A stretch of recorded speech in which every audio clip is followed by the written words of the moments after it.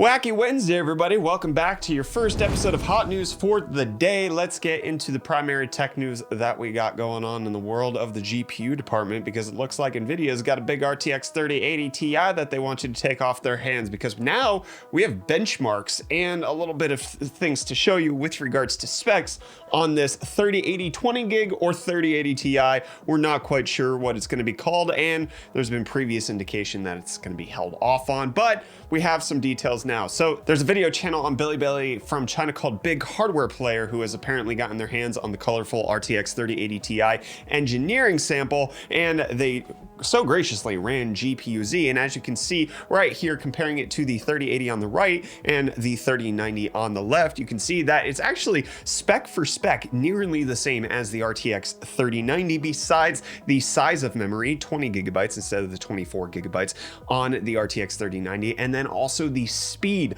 of that memory. The speed of the VRAM on the RTX 3080 Ti is the exact same as the original 3080, and the base clocks are the same as on the 3080, not quite matching up to the base clocks on the 3090, which comes in at 1219 megahertz as opposed to the 3080 Ti's 1188. So it's slightly slower, and in the various forms of 3D Mark's benchmarks with Firestrike and TimeSpy being tested, you can see right here that the 3080 20 gig is just absolutely almost the same. It's nearly identical. So it's very clear that whatever AMD did with the 6900 XT, launching that at $999, Nvidia has felt some pressure on that to even consider dropping this as opposed to dropping the price on the 3090. I guess that would be viewed as like a conciliatory thing that they can't make happen. So they're just gonna release another card that would make a lot more, as long as it's like $800, which it's not gonna be, $900.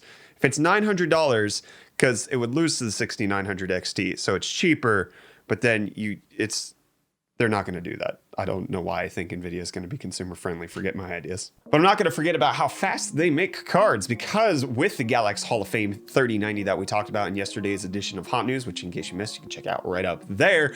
Well, world records are being set with it reaching 3 gigahertz, and they broke 16 world records. You can check all of the details on the HW bot submissions at the link in the video description. But suffice to say, the overclockers who participated in this did a great job. And you can see here the 16 new world records that they set for single place GPU and GPU Pi, as well as 3D Mark Vantage, 3D Mark 11. It just goes on and on. They just crushed it, smacked it right out of the park. Not getting any of that out of AMD, are you? No, you're not. You're not getting a 1% market share with them either, because apparently, according to the new Steam hardware survey, Ampere, the RTX 30 series, is now running on 1% of all Steam systems. And in case you're interested in the full details, you can see that AMD is continuing to increase its processor share on Steam systems, and it looks like the Oculus Quest 2 is taking over as far as popularity in VR headsets, and a lot of people own Macs for some reason. I don't know why they're doing that. The average CPU is 4 cores, and the most popular GPU is still the GTX 1060, even though that's fallen 1.6% in popularity. It's still very, very popular. And the average person is also running a 1080p monitor. Sounds about right. Sounds about what I expected. Some good adoption on the 30 series appears to be happening. And I think you should adopt today's video sponsor, ButcherBox. This is the way that we get meat delivered to my house. It's just straight to my door. I don't have to go to the grocery store for meat anymore, my friends. It's delivered via ButcherBox. The meat is delicious. It's high quality. They care about the farmers who are actually producing this and making sure that it's done in a sustainable way. And best of all, it's affordable. It's less than $6 per meal, and shipping is absolutely free. And if you use our link in the video description to sign up for ButcherBox, you will get a free game day bundle, the game that's happening this weekend. You're aware of what the game day bundle is. You'll get 1 free rack of St. Louis ribs, 1 pack of pulled pork, and 1 pack of bacon for free in your first box. So check them out. You can just sign up for 1 month. You don't like it, just cancel it. It's a good way for us to not have to remember to get more stuff at the grocery store, and it's just really affordable. We love using ButcherBox, and I think you might too. So check it out at the link in the video description, my friends. And AMD wants you to continue to check out their reference cards. That's the big thing. They like that you like them. And this is with one of the AMD's executives saying that they are, based on the response to their cards, going to continue to extend production for the 6800 and 6900 XT reference series design. So you'll still be able to pick up more of those sweet little things on AMD's website. How many more? It's not quite said. Is this really going to alleviate stock issues? No, it's kind of a non-real committal answer to what they are saying with these cards, which, speaking of a non-committal answer, let's talk about NZXT and the H1 fire debacle that's going down. The story was broken by Gamers Nexus, where essentially they tested and saw that the fundamental problem that led to the rise of NZXT H1 computer cases catching on fire was not fixed by the nylon screws that they started shipping out, and it actually is due to the riser, specifically the PCB. And according to Gamers Nexus, they reached out to NZXT, gave them plenty of time to respond, to give them a message, and instead ghosted them. And essentially in the video, Steam from Gamers Nexus says, as soon as we publish this, we expect that NZXT will respond. And boy, howdy, did he call that correctly, because the Gamers Nexus video was released on January 31st, as you can see down here. And then NZXT's response came out yesterday on February 2nd. Of course it did. Essentially, they're apologizing, saying that they're going to be removing the H1 from the NZXT store and the NZXT pre-builds that they send out, and they're going to be working out redesigning the risers for all of that, because it's just, it can catch on fire no matter what screws you use. Essentially, the lowdown is that there's like metal contacts that you're going to come into on the riser, because when you use a metal screw, it actually shaves off the PCB, and so there's no protective barrier, so it's going to short that and it's going to cause a fire. And all they did was ship it with new screws. But if somebody loses those screws, or they're plastic screws, if the plastic screws break, then you use a metal screw, well, you could potentially screw over your entire life because your house burned down. And that was essentially Steve from Gamers Nexus's iration. They were irate at the fact that NZXT wouldn't even give them the time of day of responding to them, except for some platitudes from a PR person.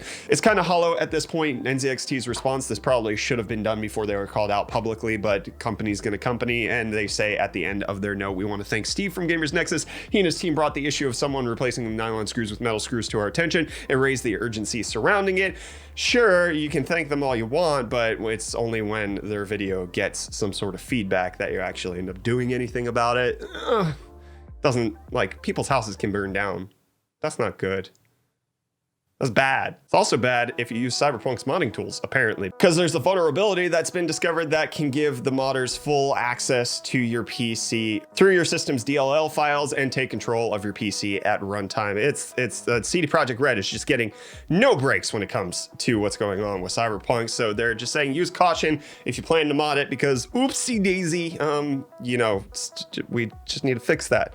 At least it won't burn your house down. That's the good news. And what's going to burn my wallet down is DDR3 pricing is expected to skyrocket this year. We're looking at a 40 to 50% increase of DDR3 because production is going down and demand is still going to be more than supply, so it's just going to go to the moon. You've been holding on to those DDR3 things that you had from your i7 2600K. Now's the time to cash in. Sell it, okay? Sell it on the open market, maybe even the black market. I'm not going to tell you what to do with your RAM. Sell it, and then you just go ahead and you buy DDR5 when that comes out. Look, you'll be ahead of the game, my friends, or you can sell it and buy DDR4 for whatever system you're upgrading to now, if you could potentially get your hands on it. I'm a bit more forward thinking than that. I don't think you're going to get your hands on any system that's out currently. And the Mass Effect games that are out currently are no longer good enough, with Mass Effect Legendary Edition being announced that it's going to hit PC and consoles on May 14th. They also dropped a reveal trailer so that you can check out all the details regarding that. We'll leave links in the video description in case you want to check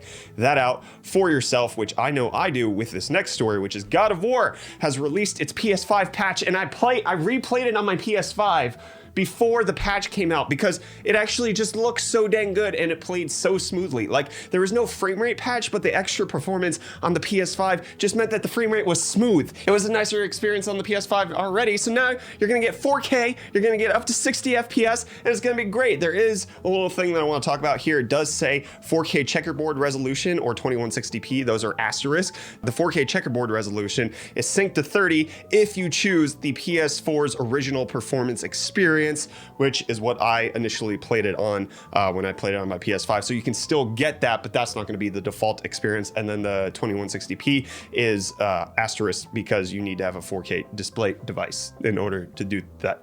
Duh. I'm glad they asterisk that one. Why don't they asterisk the 60 FPS? Need to have a 60 hertz screen, huh?